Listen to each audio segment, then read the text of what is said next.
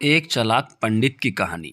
एक बार एक पंडित जी ने एक दुकानदार के पास 500 रुपये रख दिए।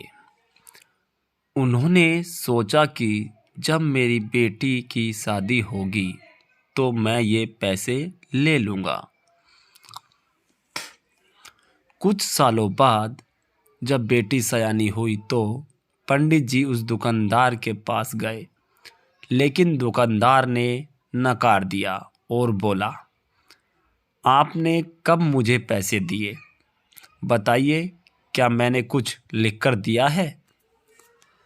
पंडित जी उस दुकानदार की इस हरकत से बहुत ही ज़्यादा परेशान हो गए और बड़ी चिंता में डूब गए। फिर कुछ दिनों के बाद पंडित जी को याद आया कि क्यों ना राजा से इस बारे में शिकायत करूं, ताकि वे कुछ फैसला कर दें और मेरा पैसा मेरी बेटी के विवाह के लिए मिल जाए। फिर क्या था, पंडित जी राजा के पास पहुँचे और अपनी फरियाद राजा को सुनाई।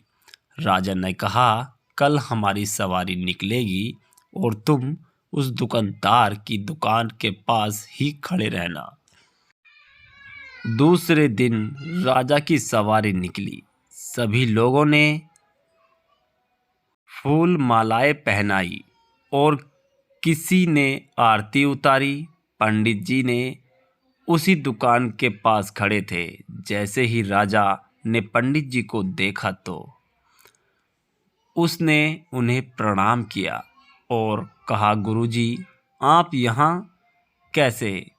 आप तो हमारे गुरु हैं, आइए इस बग्घी पर बैठ जाइए। और वह दुकानदार यह सब देख रहा था।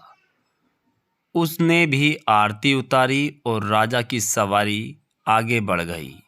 थोड़ी दूर चलने के बाद राजा ने पंडित जी को बग्घी से नीचे उतार दिया और कहा, पंडित जी, हमने आपका काम कर दिया है, अब आगे आपका भाग्य है।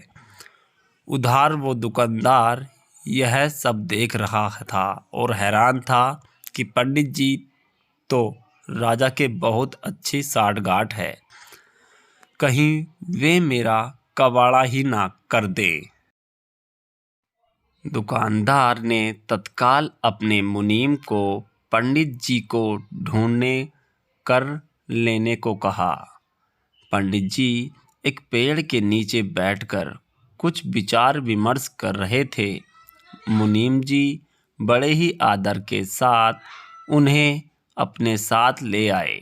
दुकानदार ने आते ही पंडित जी को प्रणाम किया और बोला, पंडित जी, मैंने काफ़ी मेहनत की और पुराने खातों को देखा तो पाया कि खाते में आपका 500 रुपया जमा है और पिछले 10 सालों में ब्याज के 12,000 रुपये भी हो गए हैं।